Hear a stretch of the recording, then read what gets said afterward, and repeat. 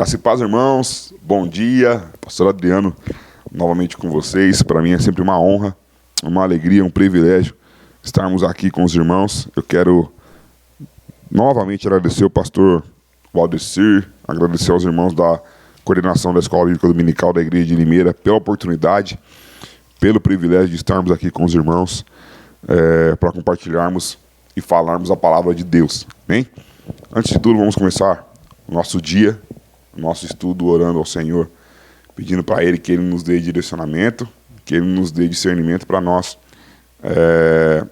estudarmos a lição. Hoje é a lição 13, os propósitos de Deus na formação da igreja, né? O que Ele tinha, quais são os planos de Deus para nós como igreja, para a sua igreja, o que é ser igreja, o que significa a palavra igreja no termo original. Isso tudo a gente vai ver hoje aqui, nesse nosso estudo, nesse nosso compartilhar da palavra do Senhor. Feche seus olhos, quero orar com você, abençoar a sua vida e abençoar o seu dia. Senhor, obrigado por essa oportunidade, obrigado por essa manhã, obrigado por esse tempo tão maravilhoso na tua presença. Quero te agradecer, Pai, pela vida de cada um dos meus irmãos que estão nos assistindo nessa hora, através dessa live, através desse vídeo, ó Pai. Quero te pedir, edifique o coração de cada um, derrame a tua bênção, a tua graça, o teu amor, a tua fidelidade, ó Pai, sobre a vida de cada um dos meus irmãos. Nos abençoe nessa manhã, nos dê, ó Pai, uma manhã abençoada, uma manhã, ó Pai, onde nós vamos compartilhar a tua palavra e ouvir a tua voz falar conosco.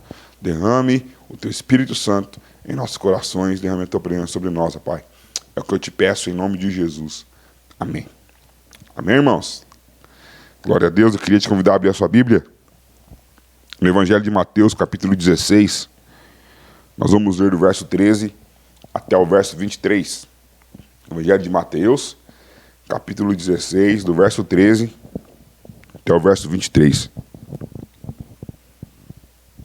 Diz assim a palavra do Senhor.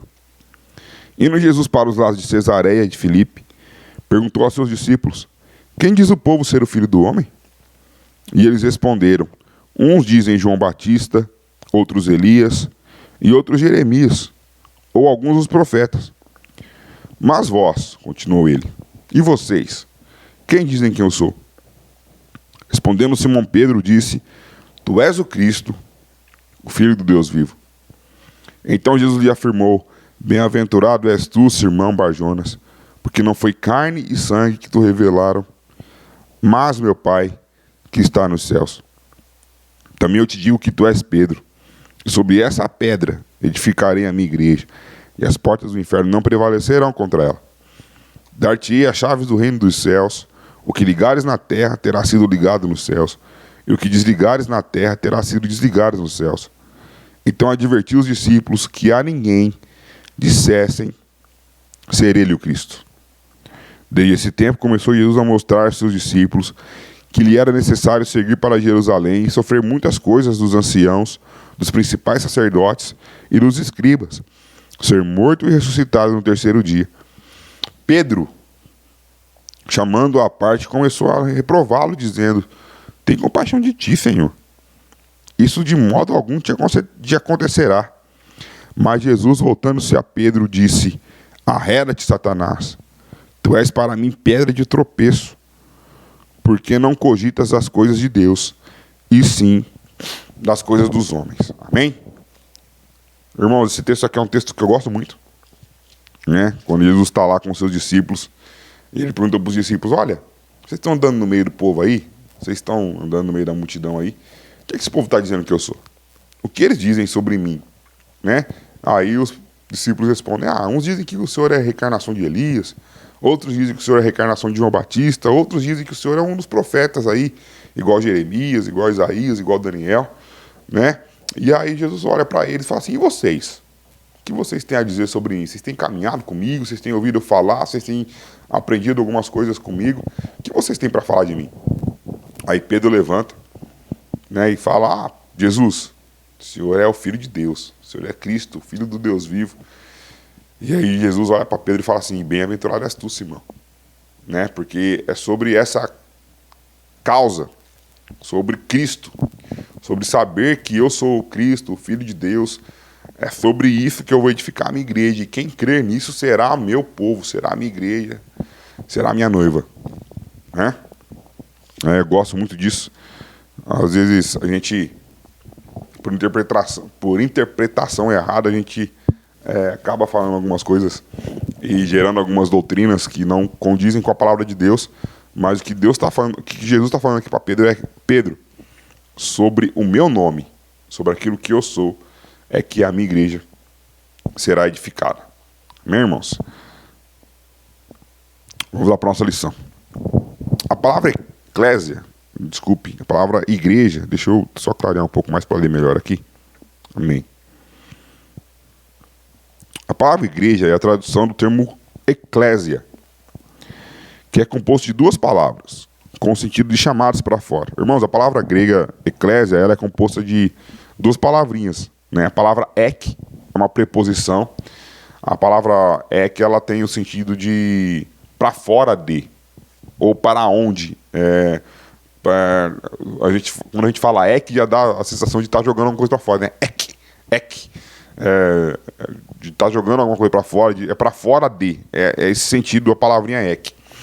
E eclésia, ela vem do grego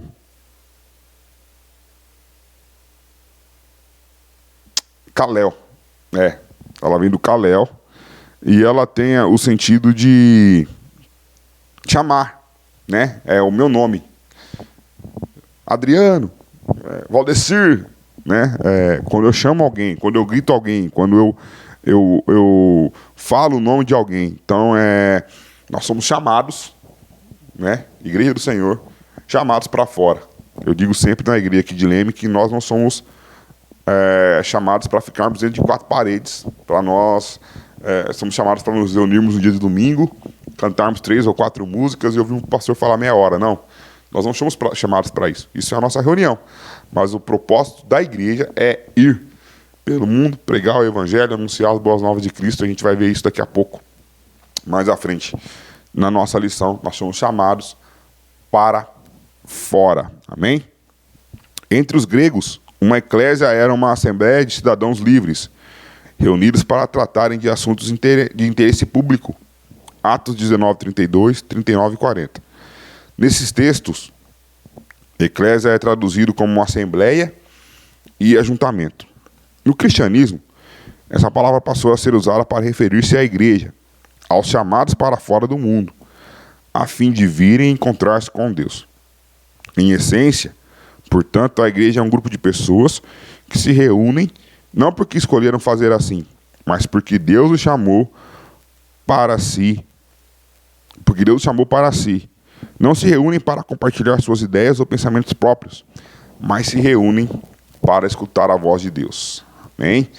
Nossas reuniões, irmãos, não é para nós expressarmos a nossa ideologia, para nós expressarmos a nossa ideologia própria, aquilo que eu penso, aquilo que eu acho, aquilo que eu quero, aquilo que eu penso, que eu quero falar, mas é para nós ouvirmos a voz de Deus, para falarmos as coisas de Deus, para o pastor falar da palavra do Senhor, para nós cantarmos músicas que falem sobre Deus, que edifiquem as nossas vidas e que possamos escutar e ouvir Deus falando conosco. Amém? A palavra eclésia serve para designar a igreja de 3 maneiras. Primeiro, a igreja universal. O que é a igreja universal, irmãos? É a igreja universal do reino de Deus? Não, a igreja universal é a igreja de Deus. É a igreja do mundo. 1 Coríntios 10, 32.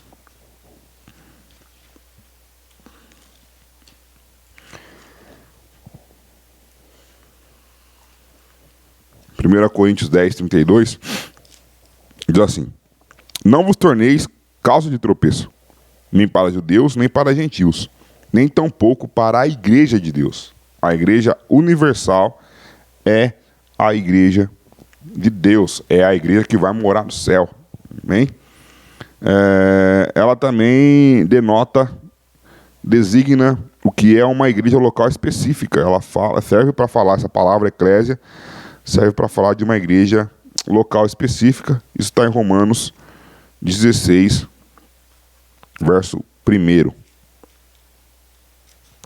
Romanos capítulo 16, verso 1, diz assim a palavra do Senhor: recomendo-vos a vossa irmã Febe, que está servindo à igreja de Cencreia. Irmãos, a gente vê aqui, antigamente não existiam instituições, né? Não existiam a Igreja Universal do Reino de Deus, ou a Igreja Presbiteriana Renovada do Brasil, ou a Igreja Presbiteriana do Brasil, ou a Assembleia de Deus. Não existiam essas placas, mas existiam a Igreja da cidade, as igrejas da cidade, né?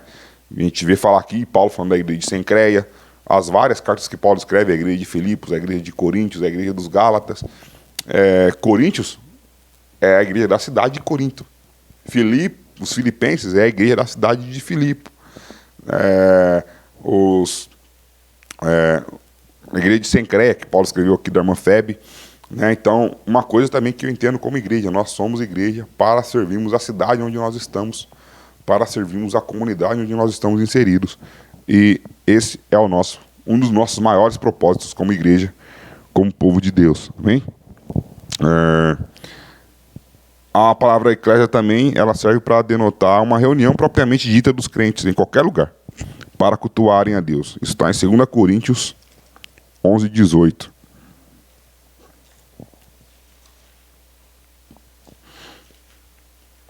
Segundo Coríntios, capítulo 11, verso 18, diz assim a palavra do Senhor: e posto que muitos se gloriam segundo a carne. Não. É isso mesmo? Segundo Coríntios 11, 18.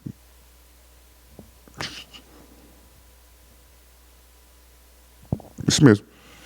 E posto que muitos que se gloriam segundo a carne.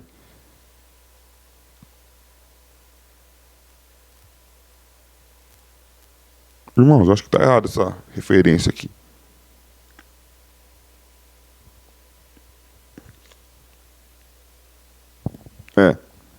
Eu acho que está errado. Amém.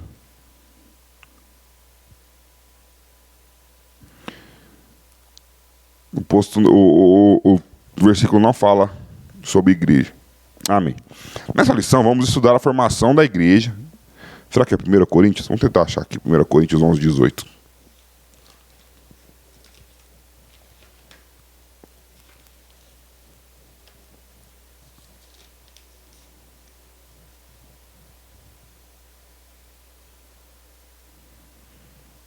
É isso mesmo. 1 Coríntios 11. Está invertida a referência aqui, irmãos. Aqui está segundo, mas é a primeira. Ó, 1 Coríntios 11, 18 diz assim: porque antes de tudo, estou informado de haver divisões entre vós, quando vos reunis na igreja, ou em parte, eu em parte, o creio. Paulo está falando, olha, eu tenho recebido informações de que quando vocês se reúnem como igreja, para cultuarem ou na sinagoga, ou em algum lugar, ou numa casa, está havendo divisões entre vocês. Né? Então aqui está falando da reunião, daquela reunião de domingo, que é onde a gente se reúne no nosso domingo na igreja, para falarmos da palavra de Deus. Meus irmãos, então são esses três, a palavra eclésia, a palavra igreja, serve para nos demonstrar esses três tipos de coisas que estão relacionadas à igreja do Senhor. Amém? Nessa lição vamos estudar a formação da igreja, o objetivo de sua edificação e a sua missão no mundo. Glória a Deus. A instituição da igreja, né, nós já lemos lá Mateus 16, vai dizer assim, ó, o que é a igreja? É a comunidade dos que creem em Jesus Cristo e proclamam a sua salvação e soberania sobre todos. E sujeitou todas as coisas aos seus pés, e sobre todas as coisas o constituiu como cabeça da igreja. Isso está em Efésios 1, 22. Nem sempre existiu a igreja. Num certo ponto da história do mundo, Cristo veio, realizou seu ministério e a edificou. Jesus declarou: edificarei a minha igreja, Mateus 16, 18. Note o futuro do verbo edificar. Portanto, a igreja ainda não existia. Irmãos, antes de Cristo, não tinha igreja. Nós tínhamos a nação eleita, né, Israel, a nação santa, que se reunia no templo, mas não era uma igreja, era uma nação. Tínhamos homens usados por Deus no mundo, né, mas não tínhamos, assim, a igreja em si. O termo... Essa questão de igreja que nós temos a partir de Jesus, né, da reunião dos santos quando a gente vai ver lá Atos 2, 42, que eles se reuniam em casas para louvar o Senhor, né? Eles se reuniam no templo, eles perseveravam na doutrina dos apóstolos. Isso vai acontecer depois de Jesus e até os dias de hoje, que nós somos igreja de Cristo. A igreja veio a existir depois da morte e ressurreição de Jesus. Ela nasceu no dia de Pentecostes, é o que eu estou dizendo aqui. Seu protótipo do Antigo Testamento é Israel, a nação santa, como o povo de Deus. Imediatamente, após o derramamento do Espírito Santo, prometido à igreja, Lucas 24 a 49, Pedro fez a primeira proclamação com poder sobrenatural. E muitos se converteram à igreja de Cristo, dando início à igreja. Isso está lá em Atos 2, verso 14 em diante.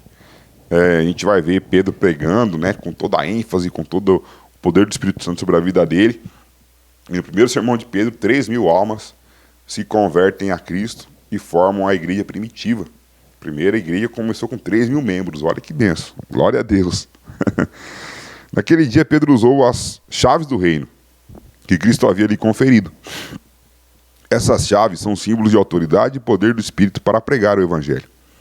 E eu te darei as chaves do reino dos céus. Mateus 16, 19. A porta do reino foi aberta aos judeus e muitos foram salvos. Atos 2, 41. Pedro teve ainda o privilégio de abrir as portas do reino aos gentios, quando pregou a Cornélio e aos de sua casa. Atos 10, 43. A chave da autoridade dada por Jesus não se limita a Pedro. Outros obreiros a utilizaram com poder. Irmãos, o que é essa chave das portas do inferno? Jesus, não, te darei as chaves e as portas do inferno não prevalecerão contra ela. Cadê? Isso mesmo. Te darei a chave do reino dos céus, né? O que são essas chaves do reino dos céus? Estou invertendo as coisas aqui. A chave do reino dos céus, irmãos, é a pregação do evangelho. O que Jesus está falando aqui? Pedro, você vai ser um pregador da palavra e vai abrir o reino dos céus para muitas pessoas, como vou fazer com outros, né? A chave do reino dos céus é isso, é a gente pregar o evangelho e as pessoas se converterem e alcançarem a salvação, alcançarem o reino dos céus. E não foi só Pedro que teve essa chave nas mãos, né? Deus, ou Jesus também, confiou essa chave a outros homens e confia até hoje a nós, que somos pregadores, propagadores do evangelho. Vamos ver alguns exemplos aqui. Estevão,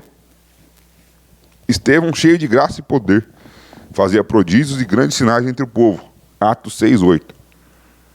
Ele era um diácono cheio de graça de Deus, cheio da graça de Deus, e grande evangelista entre os crentes do primeiro século. Seu trabalho resultou em muitas conversões. Filipe, entre mentes, os que foram dispersos iam por toda a parte pregando a palavra. Filipe, descendo à cidade de Samaria, anunciava-lhes a Cristo. As multidões unânimes atendiam às coisas que Filipe dizia, né? Filipe estava abrindo o reino dos céus aqui para muita gente, dando a chave do reino dos céus para muita gente, porque ele estava pregando a palavra, as pessoas estavam crendo e estavam se convertendo ao evangelho. Um grande avivamento irrompeu em Samaria e muitas pessoas foram salvas por sua instrumentalidade, pela vida de Filipe, né? Uma das passagens que eu mais gosto quando eu ouço falar de Filipe é quando ele é trasladado, né? Que ele está falando com o eunuco lá sobre Isaías 53, o eunuco pede para ser batizado, ele acha uma lagoinha lá no meio da cidade lá em Israel e batiza o eunuco. Eu acho maravilhosa essa história, ver o poder de Deus sobre a vida de um homem e esse poder sendo usado para transformar outras vidas, outras pessoas. Amém? Qual é o propósito da fundação da igreja? Deus planejou que um povo tornasse conhecido o seu nome no mundo. Israel havia falhado nesse propósito. Então o Senhor levanta a igreja. As chaves do reino haviam estado nas mãos dos escribas e dos fariseus. Olha o que diz Mateus 23, 13 e Lucas 11, 52. Ai de vós, intérpretes da lei, porque tomastes a chave da ciência. Contudo, vós mesmos não entrastes e impedistes os que estavam entrando. Irmãos, como eu já disse aqui, o que é a chave do reino dos céus? O que é essa chave, né? Estão falando aqui nessa lição. A chave do reino dos céus, irmãos, é a proclamação da palavra, né? É a interpretação da palavra. A chave do reino dos céus é nós usarmos, lermos e entendermos corretamente a Bíblia, a palavra do Senhor, né? A Bíblia é o nosso manual de regra, de fé, de prática, e tudo que a gente tem que saber sobre o reino de Deus, sobre Jesus, sobre cristianismo, sobre o que é ser cristão, está na Bíblia. Não é em outro livro, nem em outro lugar. É a Bíblia. Se você quer ser um real cristão, um cristão verdadeiro, um cristão que ama Jesus, um cristão que serve a Deus, um cristão que vai morar realmente no céu, você tem que conhecer Bíblia. Você tem que ler Bíblia. Você tem que amar a palavra do Senhor. Você tem que ter as chaves do reino dos céus nas suas mãos. Tem que saber manuseá-las, né? Como aqui a gente viu, os primeiros responsáveis por essa chave foram os fariseus. E o que eles fizeram? Tudo errado. Usaram a Bíblia para julgar o outro, usaram a Bíblia para condenar, usaram a Bíblia para vangloriarem a si próprios, né? Não foge muito do que tem acontecido em muitos lugares por aí. A gente vê pastores usando a Bíblia da maneira errada. Mas as chaves do reino dos céus foi nos confiada. A palavra do Senhor está aí para nós lermos, para nós entendermos, para nós usarmos e alcançarmos aquilo que Deus tem para nossas vidas nesse tempo. Amém, irmãos? O judaísmo estava muito distante do plano de Deus, do plano que Deus havia estabelecido. Daí, a necessidade de Cristo transferir para a igreja que edificara esta incumbência de testemunhar ao mundo. Atos 1:8.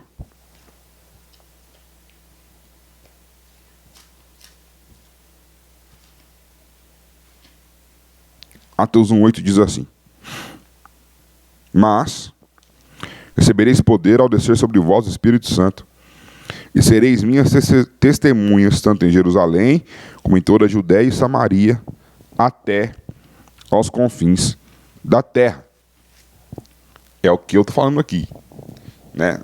O homem cheio do Espírito Santo e com as chaves dos reinos dos céus nas mãos, ele testemunha de Jesus, ele fala de Jesus, ele anuncia as boas novas de Jesus para o mundo, e as pessoas ouvem e se convertem, as pessoas ouvem e creem, as pessoas ouvem e são impactadas pelo amor de Cristo. A igreja não é remendo novo no antigo sistema judaico, que se reduzia a pó. Ela é um novo organismo criado por Jesus e é depositária das antigas promessas de Deus. Então, irmãos, nós não temos que ser judaizantes, tá? Não. Nós não temos que sermos judeus. Não, nós não temos que viver como a nação eleita, a nação Israel, a nação escolhida por Deus lá no Antigo Testamento vivia. Não. Pelo contrário, nós somos um novo organismo. Nós somos um novo modelo, né? Nós somos uma nova referência criada por Jesus. E sobre nós estão depositadas as promessas antigas de Deus para o seu povo. Amém? Nós somos um novo Israel. Nós somos um novo povo, uma nova nação, uma nova nação escolhida para alcançar o reino dos céus. A promessa feita a Abraão de que através dele todas as famílias da terra seriam abençoadas, cumpriu-se na igreja. Da descendência de Abraão nasceu Cristo, que a igreja hoje anuncia como bênção de salvação para todas as famílias da terra. Então Abraão não é só pai da nação israelita, não é só pai daquele povo que mora em Canaã. Abraão é o nosso pai, né? Nós somos o povo de Deus, nós somos a nação eleita hoje, os gentios, os enxertados à família de Cristo, né? Então, Abraão também, a promessa de Abraão nos alcança hoje. Serve para nós hoje como povo de Deus, como família de Jesus. Amém? Qual é a missão da igreja? Qual é a missão da igreja? O grande objetivo que Deus tem para com a igreja é o de usá-la para tornar conhecido o evangelho a toda criatura. Mateus 28, 19 a 20. Mateus 28.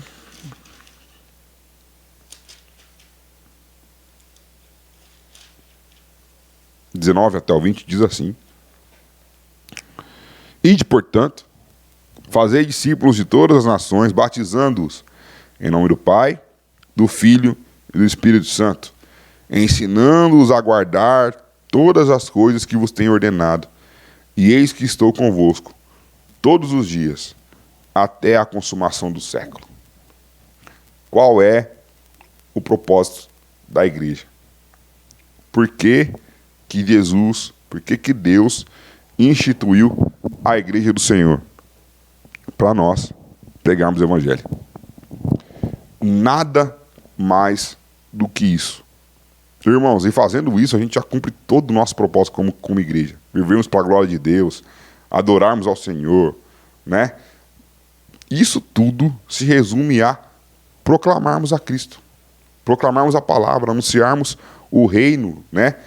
Levarmos a chave das portas dos céus, do reino dos céus às pessoas, para as pessoas alcançarem a salvação. Isso a gente faz através do anúncio de Cristo, através do evangelismo, através do nosso propósito como igreja. Nós somos escolhidos, somos chamados para pregarmos o evangelho, anunciarmos a Cristo ressuscitado, vivo, que transforma vidas. Aleluia.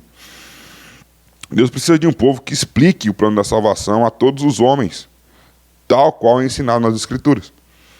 Cristo tornou acessível a salvação, e a igreja tem a incumbência de torná-la realidade, proclamando-a a todos os povos. Aleluia.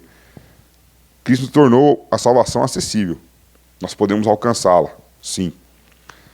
Mas nós, como igreja, devemos torná-la conhecida, realidade na vida de todos os povos, de todas as pessoas. Amém? A igreja deve sentir que este trabalho é alto privilégio e fazer dele fator predominante. O nosso maior privilégio como igreja do Senhor é anunciar a palavra de Deus. O nosso maior privilégio como igreja do Senhor é pregar o nome de Jesus. Antes de Jesus dizer, ide, ele disse, vinde após mim. Oh, aleluia. Vinde após mim e vos farei pescadores de homem. E mais ainda, assim como o Pai me enviou, eu também vos envio. João 20, 21. Que privilégio, irmãos. Sermos portador da esperança. Que privilégio sermos portadores de uma boa nova. Que privilégio nós sermos portadores da cura para a alma. Da cura para o mundo. O mundo está tão doente, né? Não só com essa pandemia, na questão do coronavírus, mas doente de alma, doente de espírito, precisando de uma cura, precisando de uma restauração, precisando de uma libertação. E nós temos isso em nossas mãos.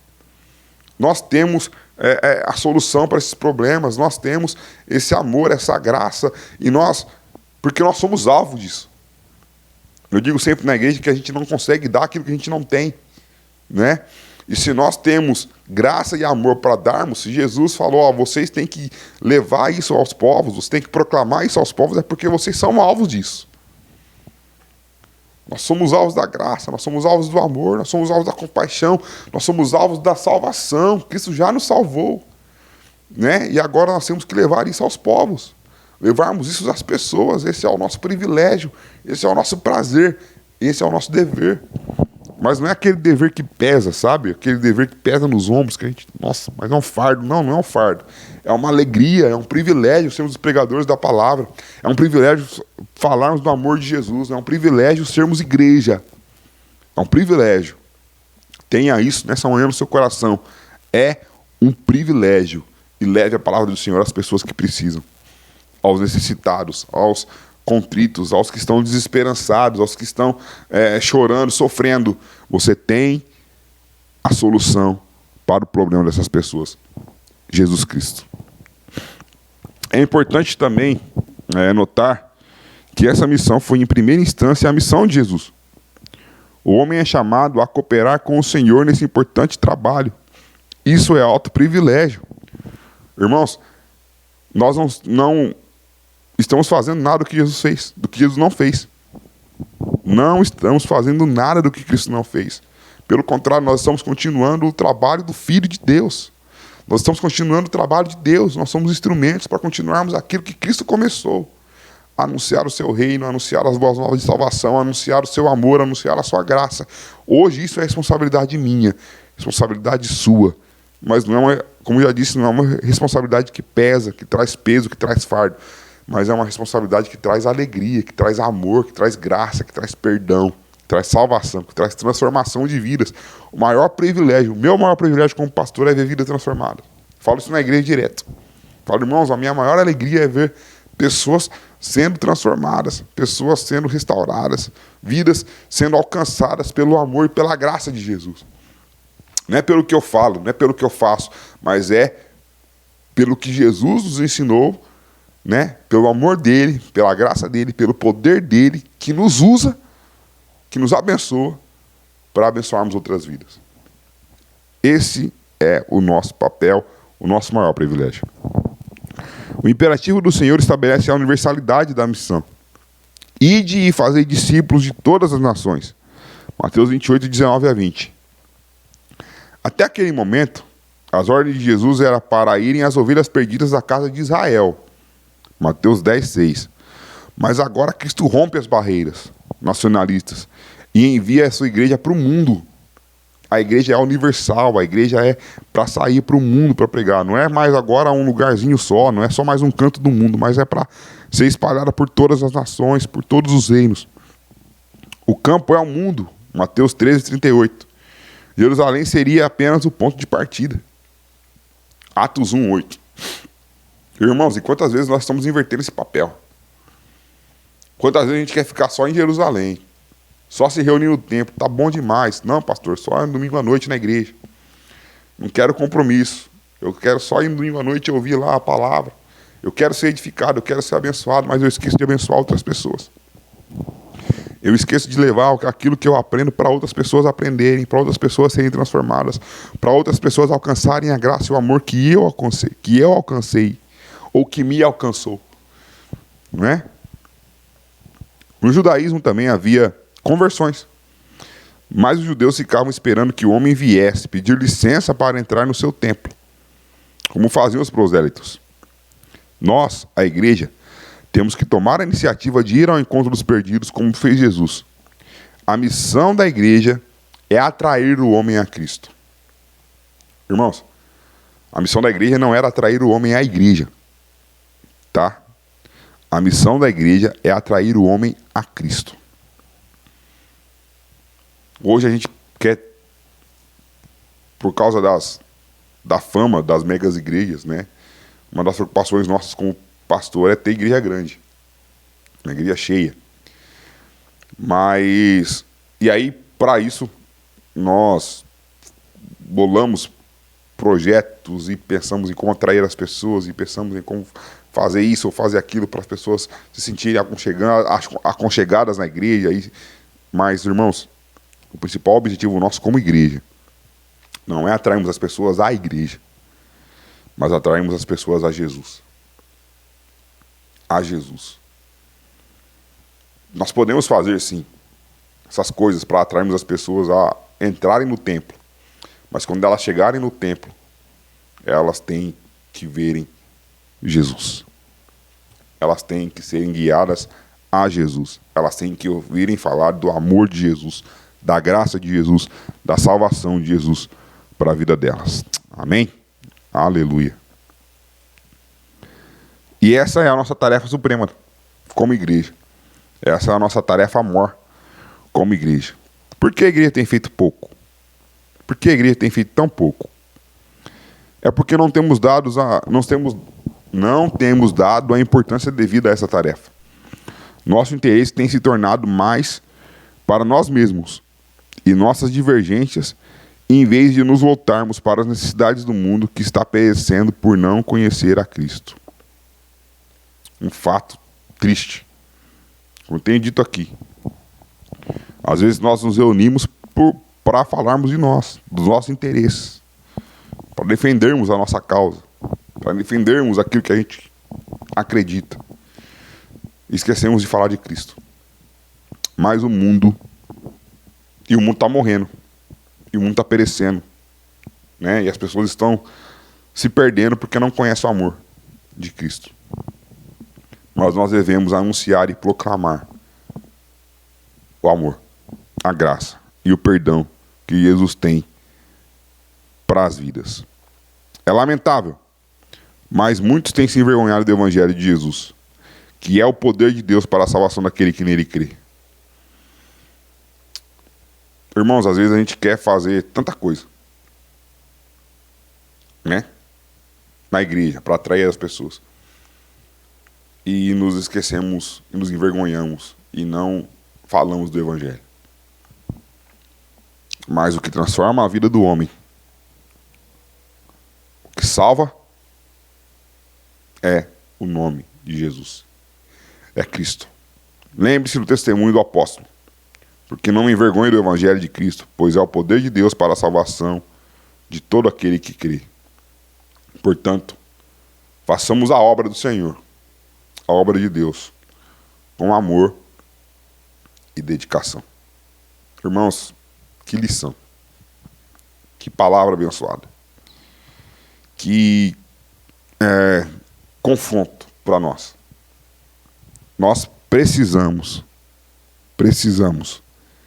fazermos a obra de Deus com amor e dedicação. Nós precisamos cumprir o nosso papel como igreja. O porquê nós somos chamados, o porquê nós somos escolhidos, o porquê Deus escolheu nós como povo dele. Para levarmos esse amor, levarmos essa graça. E nós devemos cumprir esse papel como igreja. Curva sua cabeça, eu quero orar com você. Senhor, oh Pai, nos perdoa. Nos perdoa por termos sido tão falhos nessa nossa missão. Nos perdoa por nós nos esquecermos qual é o real propósito, o real sentido de nós estarmos aqui nesse mundo. Nos perdoa, Pai, porque nós falhamos. Nos perdoa porque nós erramos. Nos perdoa, Pai, porque nós não estamos, ó Pai, fazendo a Tua obra com amor e dedicação. Nós nos arrependemos disso, ó Pai, nessa manhã. E te pedimos, Pai, nos use, Pai. Nos use, Senhor. Nos use para levarmos o Teu amor e a Tua graça às pessoas. Nos use, Senhor, para pregarmos o Teu Evangelho. Nos use para falar do Teu nome. Nos use, Senhor, para expressarmos, ó Pai, tudo aquilo que nós temos recebido e levarmos isso também às outras pessoas.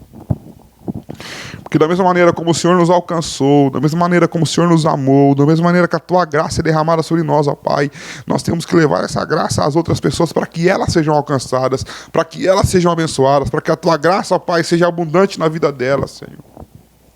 Pai, eu quero te pedir nessa manhã, nos confronte, Senhor, fale em nossos corações, nos tire, Senhor, da nossa zona de conforto, nos tire, Senhor, do nosso lugar, ó Pai, onde nós estamos estáticos, ó Pai, onde nós estamos parados, ó Pai, mas nos leve a anunciar o Teu amor, nos leve a proclamar a Tua salvação, nos leve a proclamar a Tua graça, o Teu perdão, nos leve, Senhor, ao mundo, Pai, para falarmos daquilo que transforma vidas.